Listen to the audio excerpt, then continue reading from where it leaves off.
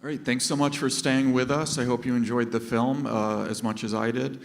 So I'm Brendan O'Reilly. I'm a board member of the Press Club of Long Island, which is the Long Island chapter of the Society of Professional Journalists. I'm also the features editor for the Press News Group, which are the publishers of the Southampton Press, the East Hampton Press, and 27 East. To my right, Patrick Breslin, son of Jimmy Breslin. All the way to my left, Dennis Hamill. He is Pete's brother, and he is also a columnist for the East End Independent. And immediately to my left, Steve McCarthy, co-director and the director of cinematography. I have a couple questions I prepared, and then I want to throw it to the audience and see what everybody's curious about. So Steve, what brought you to the subject of Jimmy Breslin and Pete Hamill and journalism really as a film subject? Well, I've been a journalist for about 35 years on the television end. I was a producer at Dateline and 60 Minutes and had just done hundreds and hundreds of stories, some of them with Jimmy Breslin. I'd also had read Pete's books about Brooklyn and stuff because I'm from Brooklyn. And Jimmy's stepdaughter, Ronnie Eldridge's daughter, Emily, lives in my town in Montclair, and I ran into her one day, and I said, "How's Jimmy doing?" Because I'd run into him a couple of times. And she said, "Well, he's okay, but if you want to talk to him, you better do it soon." John Alter, my partner, had the same conversation with her a week or two later, and then John Block joined us, and we contacted Jimmy and we contacted Pete. We thought a film about the two of them would be more powerful than a single biography, because it's about something bigger, right? It's about something we've lost. It's about journalism. So we began to shoot under our own, with my son and my daughter helped me shoot, and we shot for about a year before we approached HBO. And there was a secret you unveiled for me before. I hope you don't mind sharing it for the audience. But throughout the film, there are voiceovers where you hear the columns being read to you, and sometimes they're book excerpts. So how did you manage that? Well, Pete had a great set of pipes. He's still tremendous and everything. But Jimmy, by the time we began to shoot, he had started to get weaker. He was older. So we got in touch with a man named Michael Rispoli, who's an actor from The Sopranos, and he's currently in The Deuce at HBO. And he had done a one-act play about Jimmy 10 or 15 years ago and had studied his voice, and he read most of Jimmy's writings. They're him. Yeah, his name is Michael Rispoli, and it really helped a lot. He nailed him. Very few people knew it until they see it in the credits, voice of Jimmy Breslin. So that was a secret, but it really helped a lot. And Patrick, was that actually your home phone number? Yeah, unfortunately, my father was good about giving out phone numbers. He went on David Letterman's show one night, and he was going to pitch one of his books. And Letterman asked him a question about the book, and he said, "Bring the mic closer." And he said, my father said, "I don't want to talk about the book." And he took pictures out of his suit pocket, out of his jacket pocket. It was of Emily Eldridge was my stepsister at the time, a friend of ours, Carmel D'Arienzo, who we grew up with, and I can't remember, I think my sister Kelly was the other one, and he said, "These women need dates," and he gave his home phone number. So, and he read it, and Letterman and all those guys, they were lucky it was taped because they could block out the numbers, but he did it on live radio a lot where he didn't. That 496-7616 was his number. That number's buried in my head. And Dennis, being a columnist yourself now, did you feel a lot of pressure in that household to be a writer? Oh, no, there was no pressure at all. We were kind of blessed that we had an older brother that became a newspaper man, because he would take you out on assignments with him. Sometimes I remember him taking us to Times Square, sitting on his shoulders and watch John F. Kennedy speak to the crowds, which is a famous piece of footage. I'm not in it, but I was there, sitting on my brother's shoulders, and he also would get things like free circus tickets. But in order for us to go to the circus, we had to agree to write an essay about it. And it would be an essay contest between me, Joey, Brian, and Johnny. And it always ended in a four-way tie, so he gave us each a buck after. But he encouraged us to write, and Pete never bought any of us for our birthdays or for Christmas anything else but a book. he always gave us books, which really, encouraged us. He was that kind of a big brother, and gave me, my first book, the first novel I ever read was on my way to a summer camp, to Camp Sebago upstate, part of the Fresh Air Fund for poor kids in the city. And the name of the book was The Mugger by Ed McBain. And I later wound up writing thrillers, and so it wasn't wasted on me. Do we have any audience questions? I think there's a microphone out there. I read Pete Hamill's book, Snow in August, which I thought was so great, and I was wondering why the film didn't cover some of his novels, that sort of thing, or books. Good question. I read that book when it came out, too. I loved it. They did a Showtime movie based on that book that fewer people than are sitting here have seen, I think, but when Showtime was in its infancy itself. But someone else is trying to launch a Broadway show about it, so I know it's in some kind of development to do it on stage, but it has never been made into a feature film. Yeah, we didn't cover a lot of the books because Jimmy had, if you look at it, they've each written probably 8 or 10, 12 books, right? And we only mentioned a couple of them. There was a limited amount of time. The amount of material we had to cut out of this thing was just mind-boggling. So we decided to stick with their columns, and we decided to just really focus in on the column writing. And that's why we had the words come on, we had the actor read it, we had Pete read them. We just couldn't do everything. It was 105 minutes as it was. And so we just couldn't do. So we did The Drinking Life. We did The Gang That Couldn't Shoot Straight as representative of 2 books that they did. But there was only so much we could do. Yeah, my father wrote a book about golf with Ben Hogan, and my father had never been on a golf course in his life.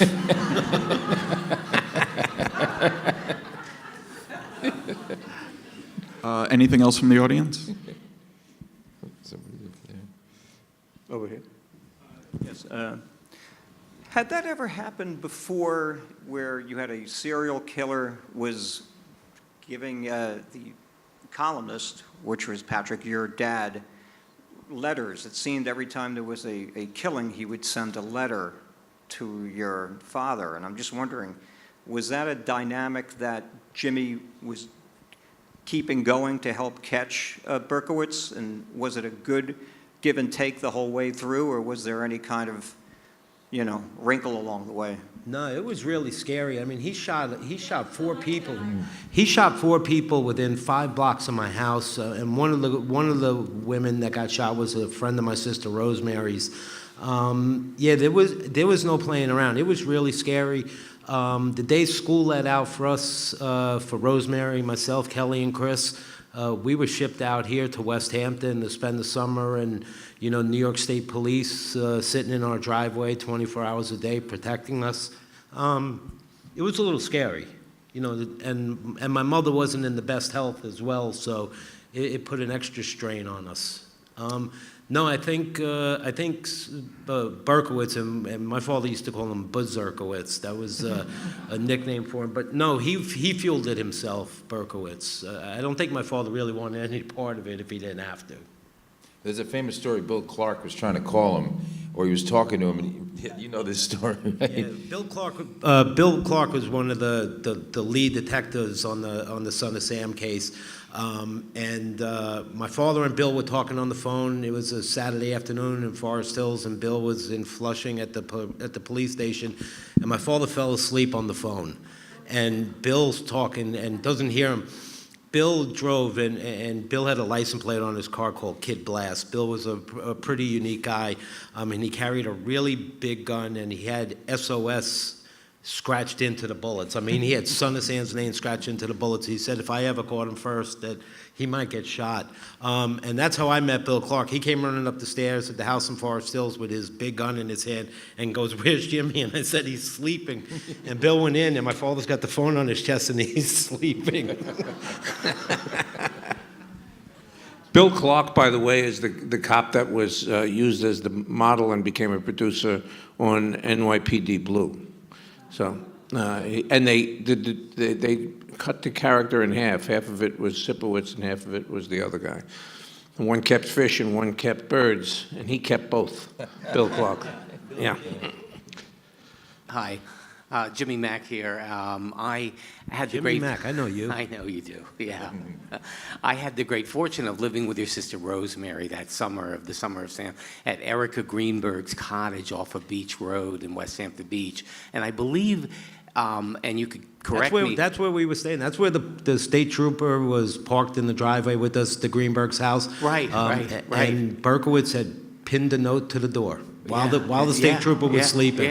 Yeah, that's a true and story. that was my question. Was there were talk that he knew that she was there, and he was planning to come to West Hampton, and He was going to shoot up the Mad Hatter, which was a bar in East Quogue. Right. That's where he was going to do his last hurrah, was in East Quogue. And they caught him. Right, okay. Yeah, he was here and Because we would frequent the Mad Hatter, Rosemary and Erica and It rained Phyllis that night. Albert and I, It rained that night, and the dog told Son of Sam to go home. Rain's not good for killing. We'll do it another time. And then they caught him 2 days later. Right.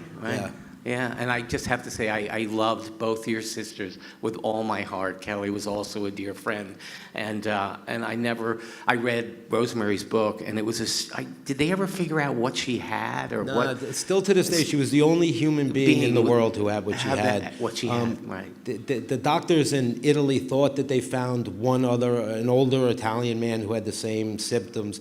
My sister's blood just didn't reproduce itself, and the white blood cells would gobble it up. And by the time they got to Italy to see if the guy, if there was any correlation, he had already passed away, so there was not much they could tell. But my sister, she fought for 16 years. She was a fighter. I know. She used to tell me, she said, she looked at me and I told her, I'd be toes up a long time ago, Ro. You're a lot stronger than I am. She was amazing. And Kelly was one of the funniest people I ever met in my life. Kelly, truly an amazing woman. Kelly was a character.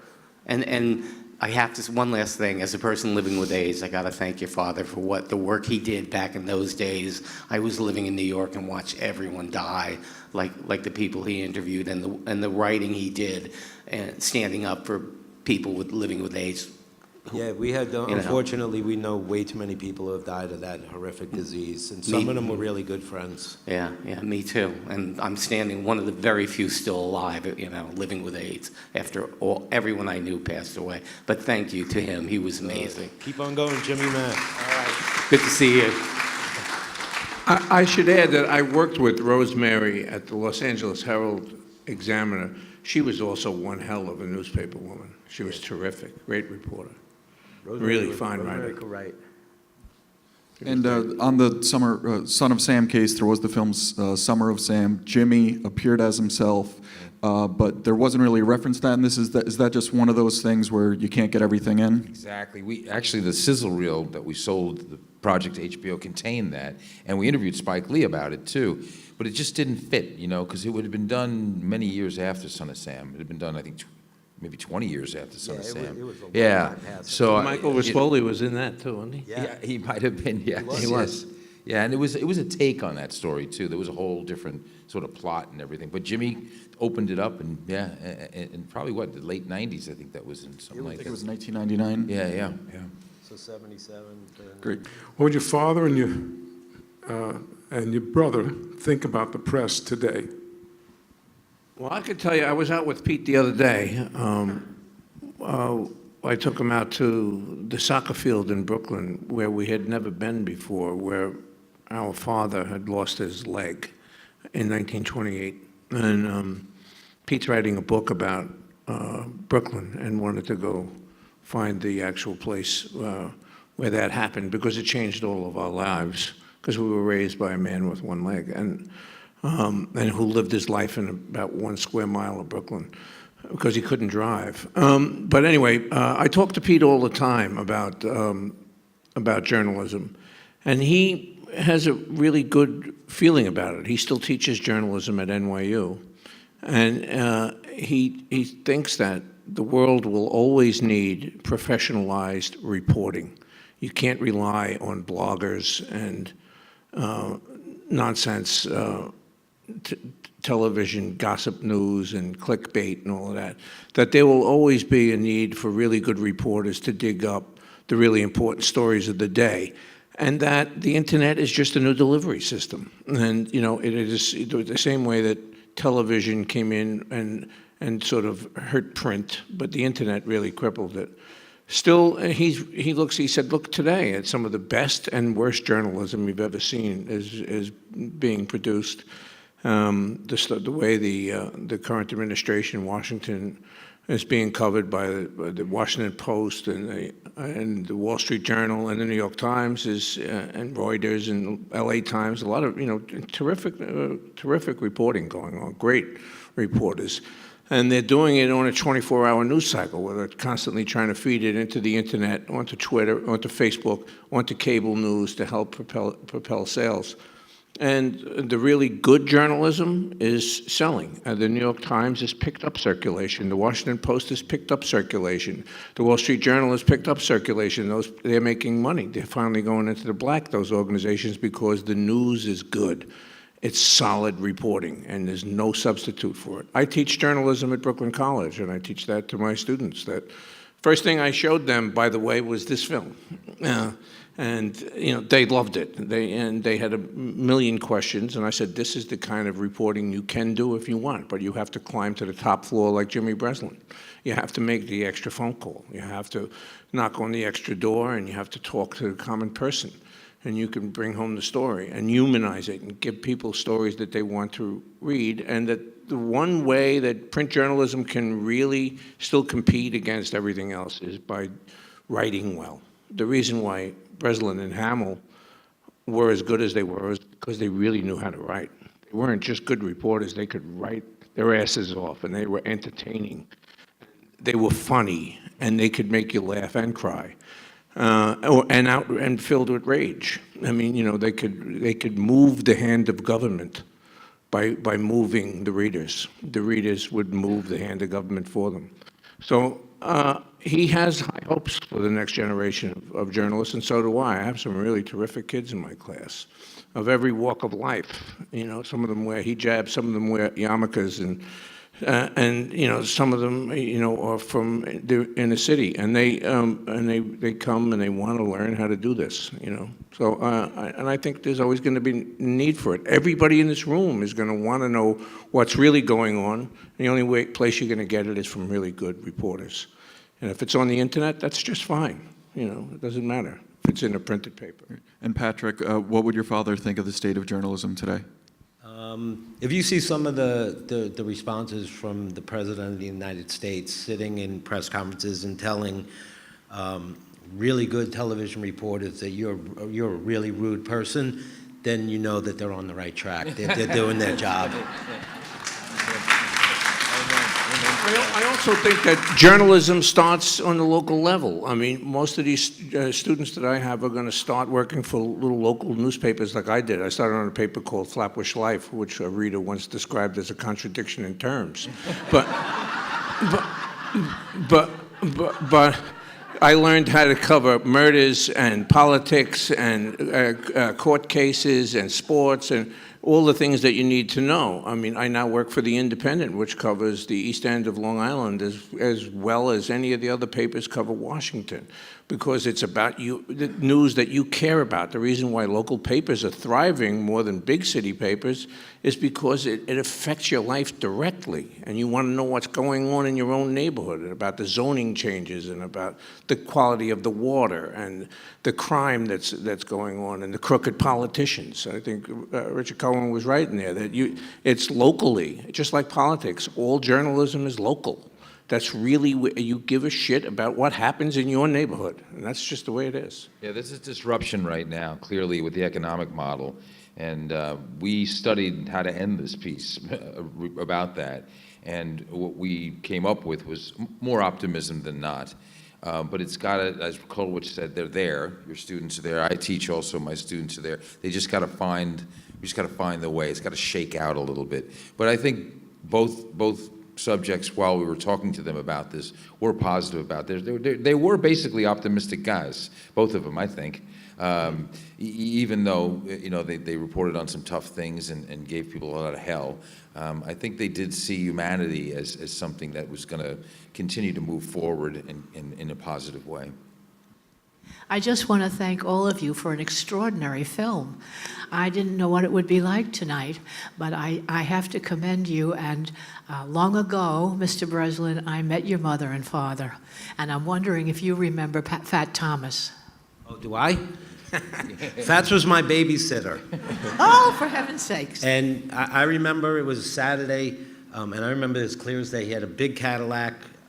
Fats was a bookie. He was a soap opera star. He was on a soap called Ryan's Hope at ABC.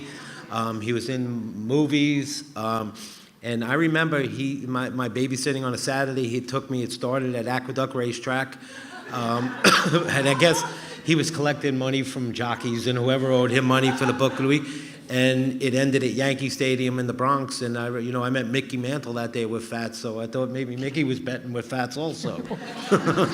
No, Fat Thomas, there's a big place in my heart for that man. I loved him to death, and he was a source of a lot of funny stories for my father and for my family. He was a good person to know.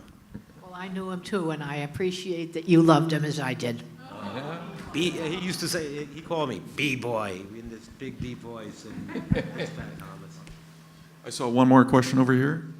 And, I'm not sure how we're doing on time, but we can make that the last question if we have to. Yeah, wonderful film. I was wondering if you had asked both gentlemen what one of their favorite stories or topics that they covered, or something most memorable in their career, if anything stood out to both men.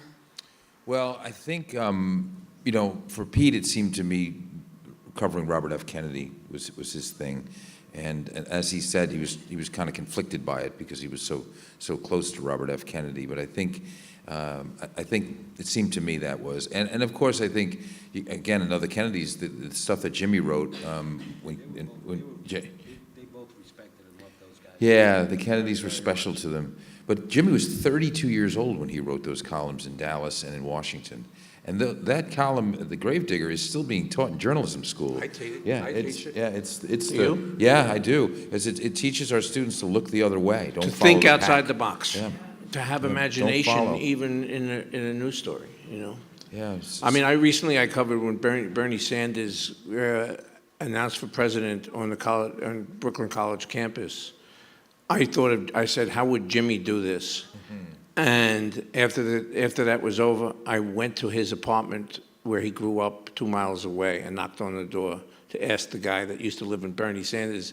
And he was an immigrant and couldn't speak any English, just like Bernie Sanders' father. So, and it was like a perfect coda to the column. It just was, and it was Breslin. I said, how would Breslin do this? And I tell my students all the time, how would Jimmy do this? What's the grave digger in the story? And you'll always get a fresh look at it. And that's what TV can't do so well. Yeah, it's true. But what they did and what TV can do and all journalists should do is get out the door and go someplace. There's new internets now where I've been told that these young people sit behind a computer all day and basically aggregate stories and pump them back out. Never leave the building. So, how can you possibly do that? These guys, that was their specialty. They got out, they met people, they described the smells, the sights, the colors, the stuff, and had the chemistry. There's no substitute. There were plenty of people that my father wrote about, and Thanksgiving and Christmas, my mother would load up the station wagon with turkeys for families that my father had written about during the year, winter coats and food so that people could eat. So, yeah, it became part of our life. I will tell you about Breslin, too, and Pete also for the first 40 years of his life. Both of them covered the city without ever learning how to drive. Jimmy Breslin never drove anything except his family crazy, but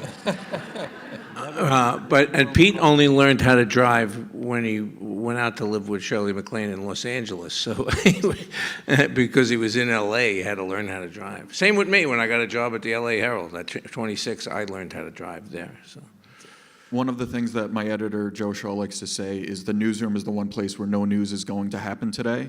So it's one thing to be there on Wednesday morning when the paper has to go to the printer and you see all the desks are full, but if it's a Thursday or Friday and the desks are full, that means that something is going wrong. Everybody needs to get off that desk. You generally come back to a full voicemail when you leave the office, but when you're away from your desk, that's when you're doing your best reporting. There's no stories in the newsroom. My father used to, on deadlines, he would be typing away, ripping the page out of the typewriter, handing it to my mother, and my mother would be on the phone with Dick Oliver or Sam Roberts at the Daily News, reading verbatim, and he said, comma, quote, ... And that would be his deadline. My mother would be reading the copy to the paper while my father was still working. Yeah. I used to take dictation from Pete when he was off reporting. He used to call up and dictate. That's how I learned how to type. He would dictate to me over the phone, and I would type it on the typewriter, and he would say, comma, close the quote, period, and he said, period. And then after I was finished typing it, I would call the city desk, and they would send a copy boy to come and pick it up in Brooklyn. And one of the guys that used to pick it up was a guy named Lou Colaswano. He later became the editor of the paper. And I wound up working for him at the Daily News when he was an editor. So it was pretty funny. I mean, it's a small fraternity. But, I learned how to type, and I also learned how a column was constructed by listening to Pete give it to me one sentence, one word at a time. It was an odd time, long before the internet or modems or anything like that. Well, that does make me wonder, if they had iPhones 40 years ago as journalists, could they have been the same people that they ended up being? I think so. Yeah, I do. Yeah. I think so. Because they were genuine, and they would still go there.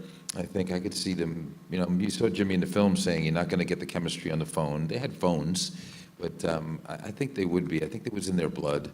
Yeah, they were street guys too, and that was part of it. And they were curious. They wanted to show up. You wanted to be, your press pass was a passport to history, and it was a ringside seat to the greatest show on earth. So that you wanted to go and see it. You got to cross the police lines. You got to cover the big trials and the big elections, but also you went and talked to Maria Rodriguez, who didn't have any heat, and you talked to Clifton Pollard, who dug the president's grave. I mean, these were important moments. You can't do that over the phone.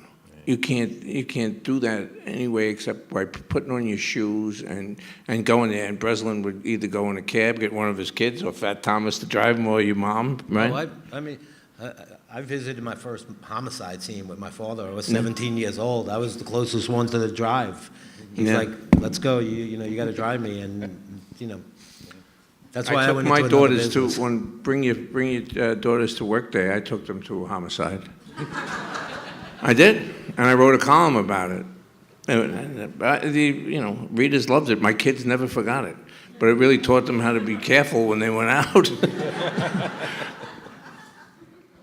So as a writer and a reporter, I found the film uplifting and inspiring, and it makes me think about those times where I went into somebody's home and talked to them rather than just picking up the phone, and the difference it made to have FaceTime with somebody and to do a 600-word article based on a 2-hour person-to-person interview rather than a 15-minute phone interview, and the difference that it makes. I'm wondering, outside of the journalists who are going to see this film and find it inspiring, for the larger audience, what was the central theme or message or takeaway that you want them to have? What were you trying to convey? Well, I think, if you notice, we dealt a lot with race and class and things like this. So I think that those are important things. There were a lot of undercurrents about what's happening now in this film. When you hear Pete describe Richard Nixon, sounds familiar, doesn't it? Yeah, it really does. Trump, again, Central Park 5, he hasn't changed a bit. So these truths are still here. We still haven't solved poverty, racism, violence, drug use, all those things, sexism, all those things. I mean, look, this is 20 years after Anita Hill. We're going through the same thing again with the Me Too movement. So what they reported on, what they fought, the battles they fought are still being fought and still need to be fought. And we still need courageous people like them. One of the things that I took away from it, growing up, my dad was a police officer in Bay Ridge in Brooklyn, and we were a Daily News family. But be honest with you, these guys weren't very popular with my dad, especially Jimmy, because of the clash with the cops. But there's a section in there about how they had the courage to go against their own tribe, right? It's a very difficult thing to do. If your whole tribe is going to be very conservative and very sort of stuck in the mud at times and everything, they were more progressive. They saw the civil rights movement as a positive thing. They saw the women's rights movement as a positive thing. So that's what I got out of them, is their courage to go against their tribe and to go with some unpopular things like Jimmy with the Getz and things like that. They took courageous positions. That's not easy to do. It's very difficult.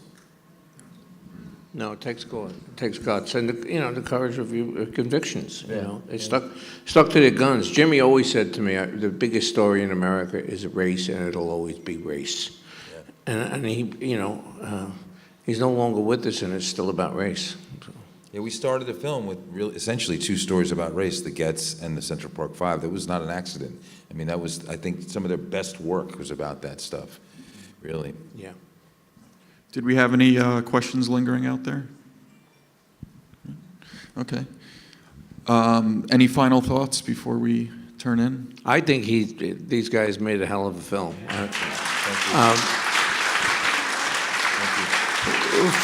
For me and Patrick, this is like a family heirloom, isn't it? Yeah, no, tears, laughs, heartache. You guys hit it But it's pretty also good. a history lesson, and it's not just about those two guys. It's about a time in New York and in America, and about journalism and how it's changing. It's important. And when I showed it to kids, I have students that are like sophomores and juniors. They were blown away by it. I mean, they could identify with it. Then I made them watch All the President's Men to let them, and which they loved. They never saw it. They had never seen that before. Documentaries about Ben Bradley. That there's still that spirit, and I think the spirit of all of that is in this film for people to see forever. Yeah, for me and my partners, and three of us directed it, and we're best friends and neighbors. It was really like a movable feast. We would go and set up and talk to Gay Talese one day, Tom Wolfe the other, all these legends of journalism. For me, it was just an incredible, and spending time with Jimmy and Pete, and the last 2 years of Jimmy's life, which I was thrilled. I took Pete to Coney Island last week for a little outing, so I'm staying in touch with Ronnie and Pete as best I can. For me, it was just a wonderful experience that I'll never forget, and I'm honored and flattered to have told their story. Yeah. Really. I have to say this too. I'd worked with Jimmy Breslin at Newsday and at the Daily News, and I've known him since I was a kid because he was Pete's friend. And I had never seen him that close to tears until I saw this film. I'd never saw him express emotion like that. I never saw him cry my entire life. That's as close as you've ever seen. Was probably, the car was the closest that I've ever seen. It's an amazing moment in Breslin's life. Thank you for that, because that's a peek behind what Pete said. He wore a lot of masks, but that was Jimmy. That was the real Jimmy. You guys, I loved it. I think you guys did a great job. Thank you. Great, thank you so much. I'm going to wrap it here. Thank you for being with us.